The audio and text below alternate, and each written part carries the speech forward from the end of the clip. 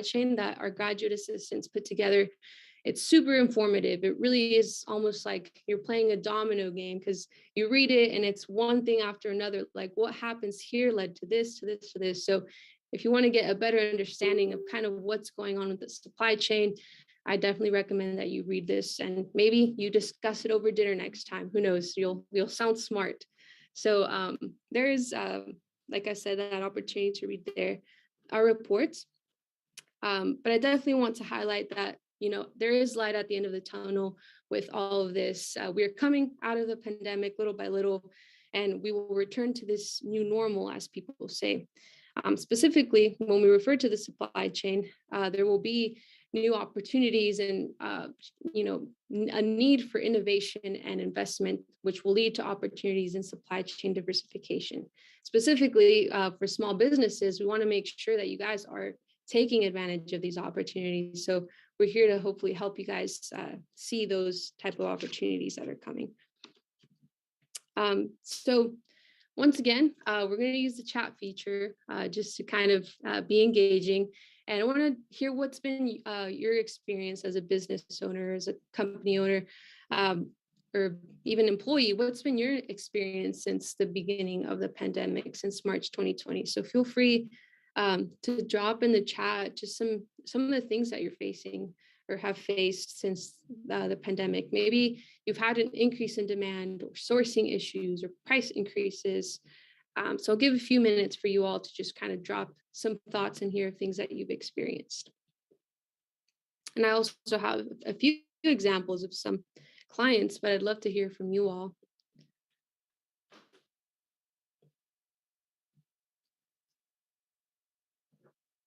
All right, I see delayed shipping, sourcing issues, increased pricing.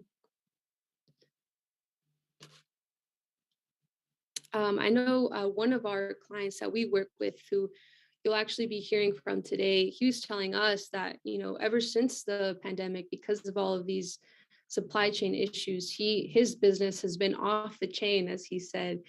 He's had inquiries from 20 new countries during the pandemic because of these sourcing issues. So even though it has been a disadvantage to some, it's benefited other businesses. Are there any other comments in the chat, Jessica, regarding the experience?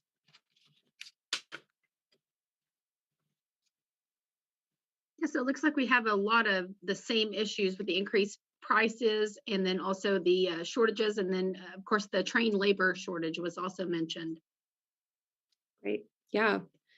One of our ecosystem partners, the Oklahoma Manufacturing Alliance, also shared, they work a lot with manufacturers. They told us about, their experience seeing how some companies, manufacturers, because of this scarcity issue, they've actually ordered more bulk and they've been hoarding it and keeping it because, there's been scarcity. So they've been hoarding these materials, and that, also increases this whole supply chain issue for others. So it's definitely been a crazy time during this time. So thank you all for sharing what's been your experience throughout all of this.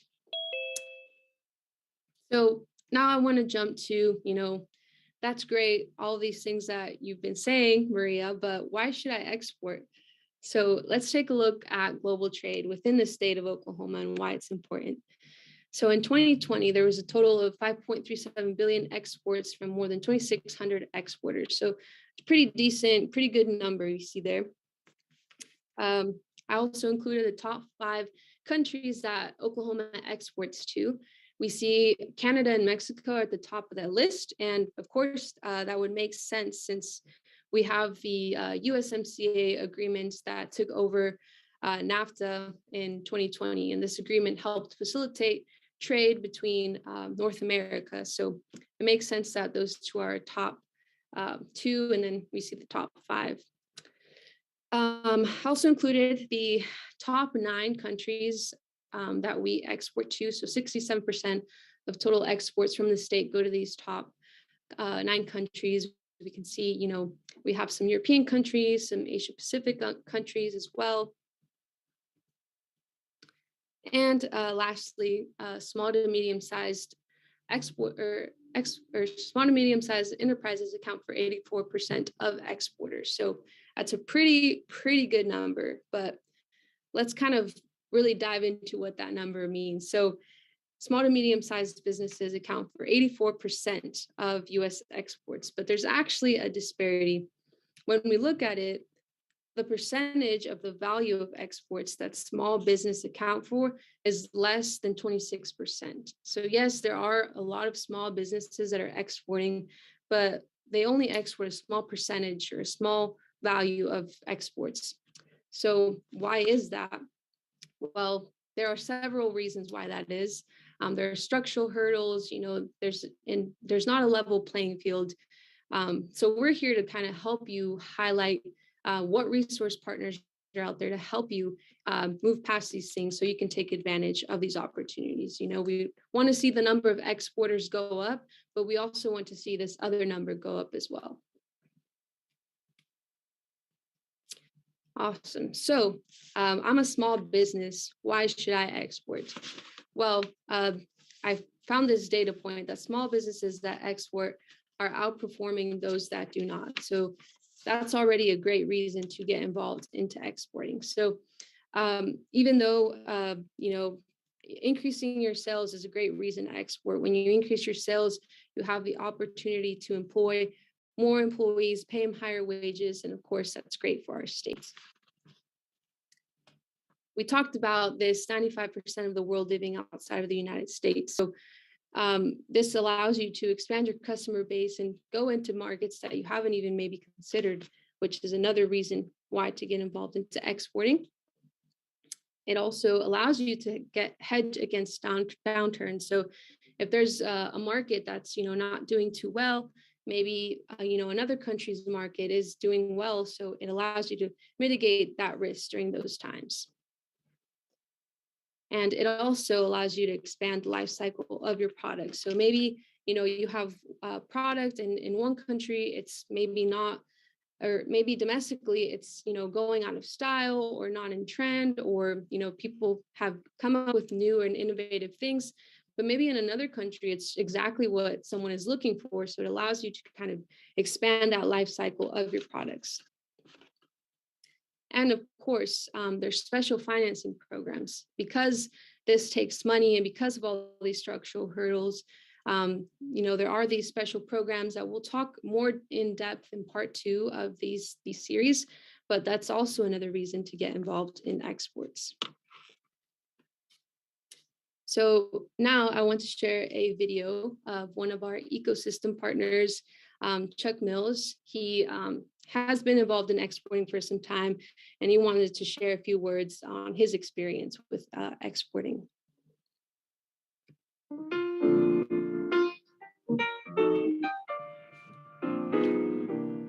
I had one company that wanted to barter silk, and I thought, silk? What am I going to do with silk? I got to figure out how to sell silk. I said, no, I'm not doing that. One of the really neat reasons about why I like to export is, first of all, they buy quite a bit of volume because of the shipping costs. The second is I get my money quicker than a lot of domestic customers. So those are two really big advantages for us. So why are we in business? We're in business to produce a product or a service and make money.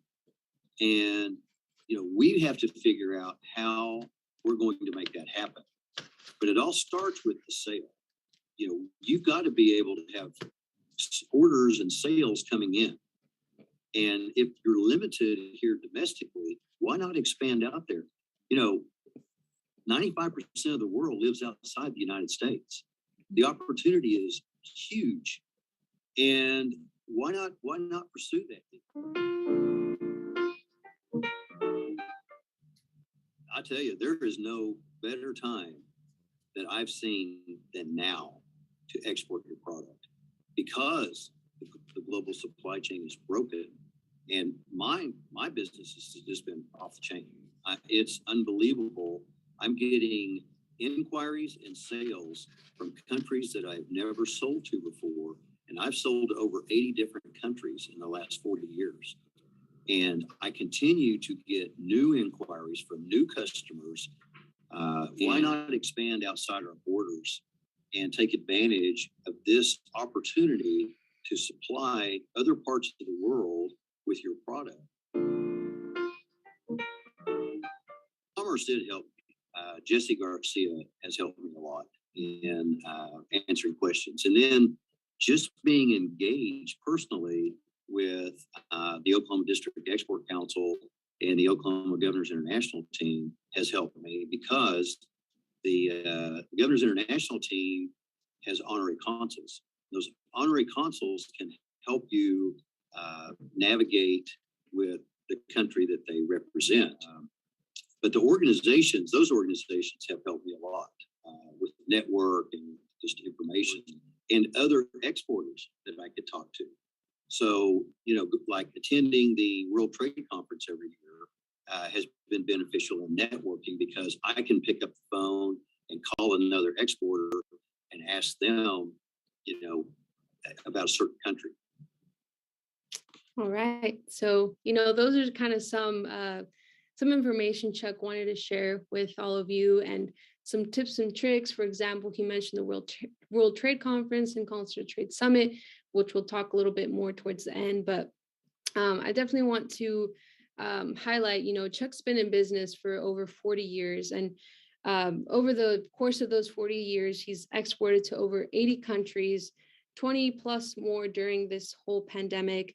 So he's a very, I would say he's a quite experienced guy when it comes to exports, despite the hurdles and all the things that come in this changing environment. But it's important to highlight that he had to start somewhere, right? It didn't just happen from one day to the next, or even in the course of 5 years. It took 40 years to make it to where he is today.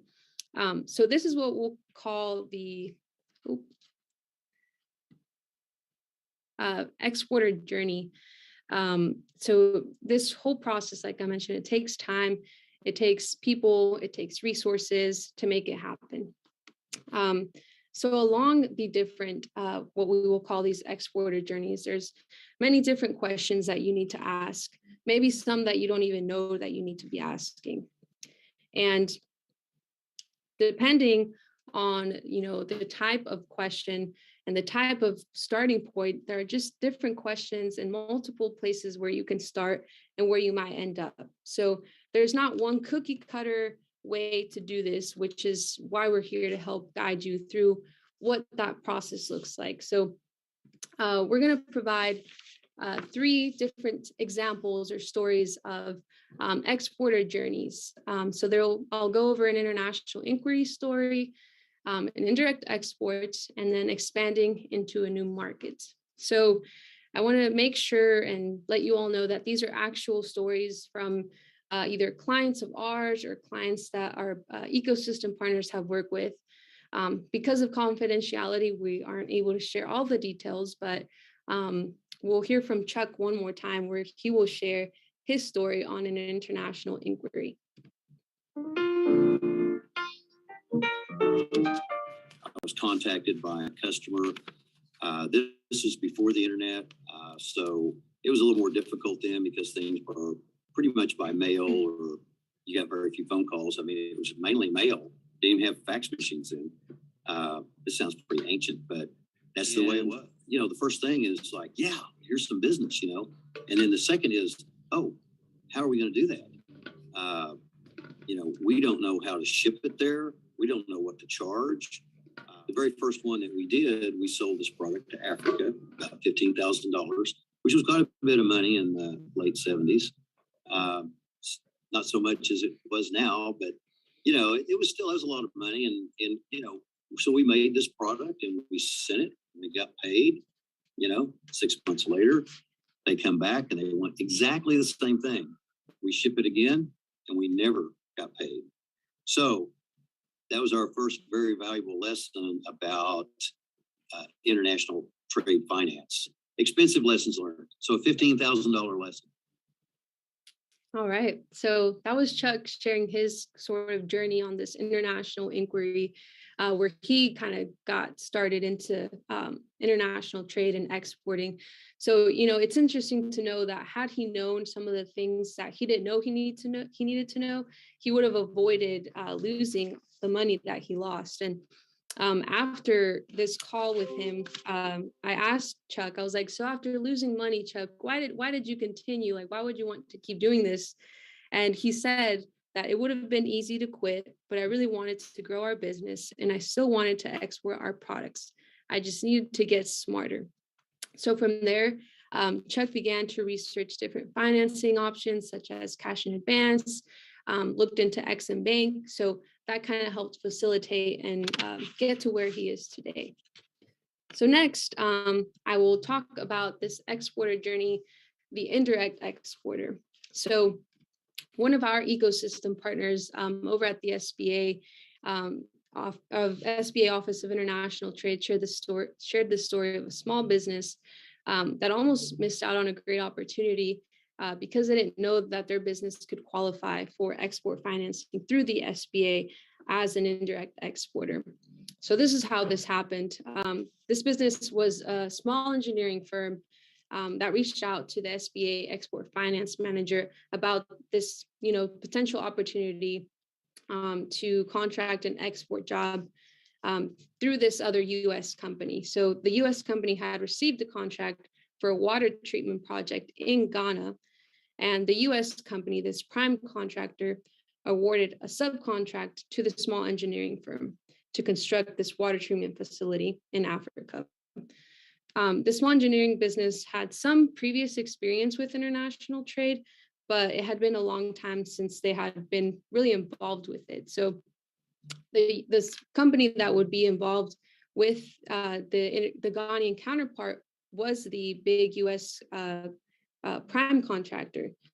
But since they were contracting this small business, they would have been involved in direct exporting. So after working with the SBA and figuring out that this would be an indirect export, they were able to receive an export working capital loan to make this happen. It was a $5 million export working capital loan from the SBA that they qualified under because this U.S. contract company was getting the small engineering firm to do the work for them. So I think it's important to know that, the small engineering firm had no business, no communication directly with the Ghana, but because of this U.S. contract company that came in between and made all the deals and all the paperwork, they were able to make it happen. So if you're selling to a domestic buyer here in the US and that company is then packaging your product or service and then exporting to a foreign buyer, then you too are involved in exporting and maybe you don't even know it, but that would potentially qualify you for some of the SBA export financing programs. All right. And then lastly, this market expansion story was a really cool one that our office actually was involved with. So this company had been doing exports for quite a while, and they had a goal of entering 3 new markets in 2020. One of these markets, at the time, we had a graduate assistant in our office that had experience with the language, the culture, and the business environment. So he helped us conduct some in-depth research. So this company had been trying to enter the German market for several years, but they were never really able to for one reason or another. They had attended trade shows, they were doing all these things, but they were never really able to get traction. So our graduate assistant was able to help with some research, like I mentioned, and he was able to help look at things in a different way. So through his research, we also partnered with U.S. Commercial Service to get some additional introductions in country with dealers, and the company began to adjust their pitch to these different dealers.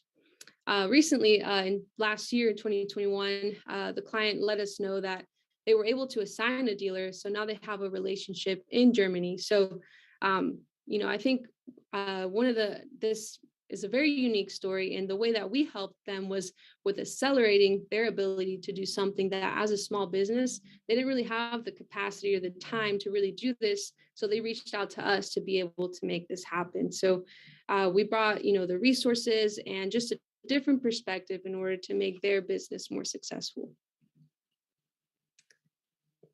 So you might remember these categories and words from earlier. This where do you fit in kind of arrow.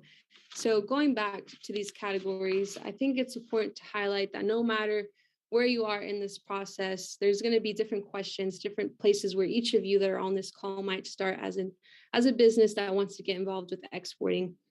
We're here, the Small Business Development Center and our ecosystem partners that I'll share next to help guide you through what these uncertainties might look like. And an example that I want to highlight with this sort of arrow with going from potential new to exporting to an experienced exporter would be Chuck Mills. So he, was running his business domestically, doing just fine. He could have been a potential exporter had he, taken that initiative, had he really considered it prior to receiving this international inquiry. Thanks to this international inquiry, he was able to move into this new to exporting category where he reacted to this international inquiry, which would put him under this new to exporting reactive client or customer. After that, after he lost money and all this stuff, he was like, well, I really want to grow my business and I want to export. He started going and being more proactive about it. So he began to do this proactive, aspiring exporter. And today, after 40 years, I would say that, he's a pretty experienced guy when it comes to exporting, but it takes time and a process. And you have resources here within the state that are here to help you. So let's meet those resources. So this is the Oklahoma Export Ecosystem Partners. So you'll see here several different organizations. Maybe you recognize some of them. It can be a bit overwhelming when you look at all the different organizations, who does what, there's different contacts on here. So I want to help break it down for you all. And like I mentioned, you'll get a copy of these slides so that you have this information with you. So, feel free to relax and just listen to the presentation. Ultimately, our goal is that no matter what your question is, what stage you're at, you can pick up the phone, call any of these people, resource partners, and if they don't know how to answer your question, someone will, and they'll send you over to who you need to talk to. So we broke it up into different categories. So we have the federal, the states, the quasi-government, and then the industry-focused groups. So on this pie chart, you can see kind of how they're broken up into the different sections, different categories. I'm going to go briefly over each of these. And I've also provided some resources on these slides for you all to check out once you receive these presentations. So first of all, we have the federal entities, which are the Small Business Administration, the U.S. Commercial Service, and the Ex-Im Bank. So like I said, these are some resources on here. I don't want to dive too deep into them because it is a lot of information. And some of these folks that we're talking about today are going to be in part 2 of our presentation, and they're going to be speaking and sharing more information. So make sure you've signed up for part 2 so that you can really understand more in depth. But the resources the links that I provided are a good place to kind of start and to get a general idea. Up next, we have the state entities. We have the Oklahoma Department of Commerce, the Oklahoma Department of Ag, Food and Forestry, and us, the Oklahoma Small Business Development Center, Center for International Trade Development. So provided some additional resources for you there.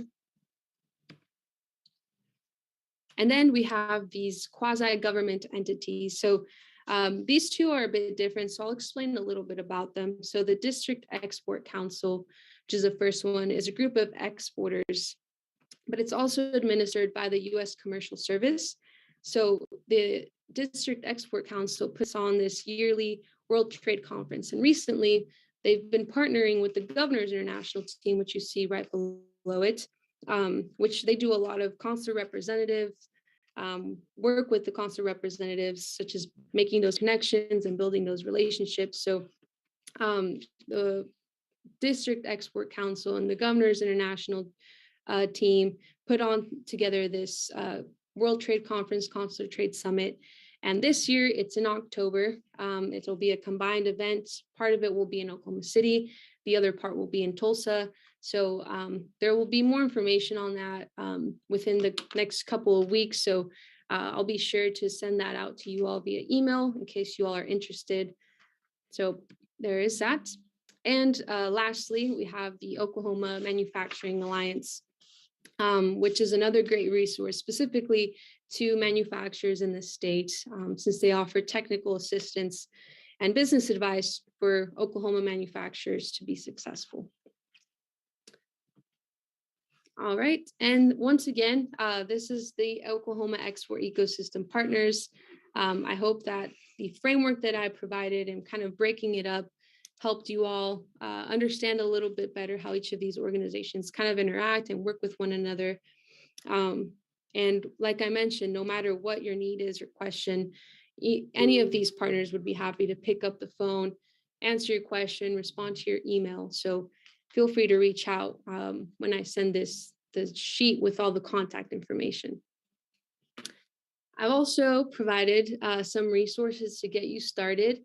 It's hard for us to really, put a cookie cutter, this is how to export, because like I mentioned, depending on your business, depending on your product and where you're trying to go to, there's different things that come into play that need to be considered. So it's definitely important to work one-on-one with someone like us who can help guide you through this step. But just for some general resources to get you started, I provided these 3 links on here. There's a lot of information out there, but we decided that these are the top 3 that are probably pretty helpful, pretty useful.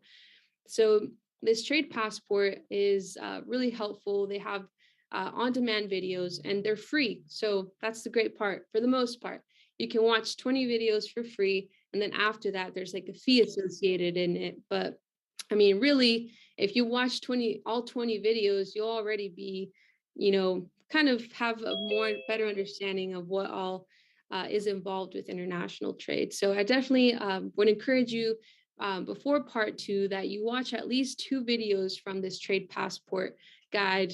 Sign up. It's a quick, email password, and then you have access to 20 free videos. So definitely recommend you check that out. I also provided this basic guide to exporting and this trade finance guide. So these are a bit more in depth, but just for the basic guide to exporting before part 2, I would encourage you to just simply read through the table of contents. That will help you kind of get an understanding of what all, what all involves with international trade. So definitely check that out. And that'll help you understand a little bit more about the things that take place when you want to get involved with exporting and importing. And I've mentioned part 2 several times. So if you haven't registered already, you should register for part 2. We'll be meeting for part 2 in 2 weeks, actually. This session will be held virtually at 2 p.m. So make sure that you sign up on our website.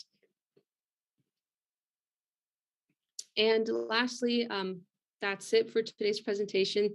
I'm happy to answer questions. My colleague Alex is also on here, and Andrew as well. So if there are any questions in the chat, Jessica, we'll give it a few minutes maybe to,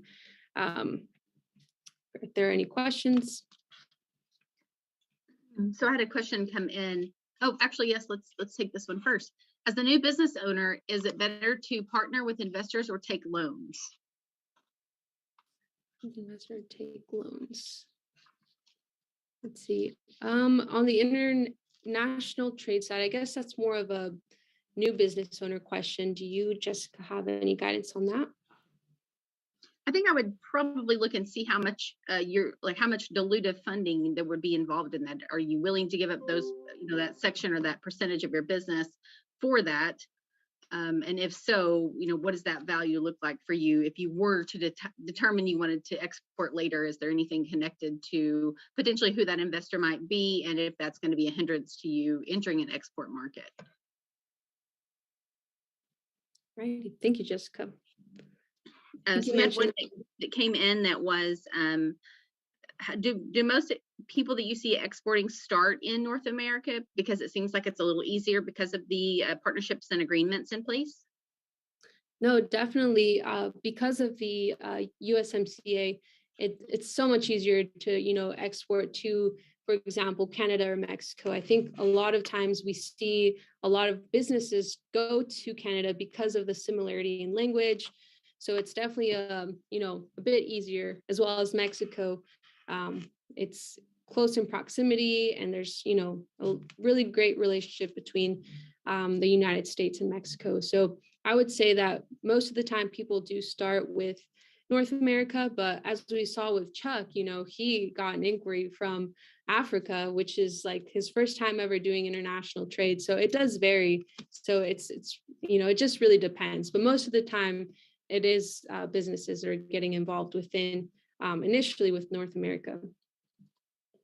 And if a business that's on this training today was contacted by someone looking to do business with them from another country, they could contact your office, and your office would be able to help them to determine, I guess, number one, if that's a valid ask, and then kind of what the process looks like and answer some of those questions, correct? Exactly. So we would kind of do an assessment of what we call export ready, make sure that your business is up and running and has the capacity, has the management commitment to make sure that it's not just your sales department that's buying in on this, it's also the CEO of the company that is agreeing and willing to invest and make it happen. So we are able to help you assess if you're export ready, if the inquiry that you've received is valid, if it is legitimate, and how to even start, how to ship it, what documentation needs to be in place, and those type of things. So we'd definitely be able to help with that. And Yvonne has asked a question, how do you get investors or banking to take a look? I mean, Yvonne, that's a great question. We'd love to visit with you offline if that's possible about what your business needs are. You can reach out to Maria, and she can engage you on what that looks like from that piece to maybe move forward and look into transitioning into exporting. Yep. Perfect. Alrighty. So, any other questions? Maria, can you maybe touch on some export type of businesses that we don't traditionally think are export? One that I didn't really think about, but truly is tourism. So if somebody comes to the United States to visit your business or your company, or to engage in maybe an entertainment opportunity, can you talk a little bit about how that's a different one, or some of the other more interesting ones that you've seen? I'm trying to think. I mean, we do get a lot of people or several people that export, retail items such as clothing and things like that. But I'm trying to think, as far as, usually it's the manufacturers that are exporting things. Trying to think. That's a good one, though. The tourism one is a good one, a good example that you brought up. But if I think of any, I'll bring that up. Okay, perfect. And Emily is asking, speaking of interesting exports, how do you export a service? Yeah, so that's the whole other type of area that our ecosystem partners are definitely able to help in. It's a different process, and it's a different steps that need to go into place. So most of the exports that we focus on are on physical goods. So when it comes to a service, we'd definitely be happy to talk a bit more about how to do that offline, since it is a bit more complex and regulations and things. So, and that's one of the great things about what Maria does, is she's able to take, and in our international trade office as a whole, is they're able to take whatever your business is, and they can tailor that session about importing or exporting specific to your business, your needs, and kind of where you are in the process. So don't hesitate to reach out to Maria and the team at International Trade to discuss further the opportunities, financing, and just kind of how the whole process works. Mhm. Yep. Thank you, Jessica. Do we have any other questions? And we'd love to have these questions come in. Yes, yes, Stephanie, that's great. So Stephanie says she's heard there's a market for tourism geared towards things people overseas have seen in Western movies. Yep. And then going back to your question, Jessica, about some of the different things, especially with services, sometimes there's this source called website localization. So it's a technique where, for example, if you're in the United States, you're trying to Google something, you might not get this access to the same data that someone in a different country might be able to. So using website localization techniques can help you look at what else is out there and gain access to different information, especially when it comes to exporting a service. So that kind of goes off of what your question, Emily.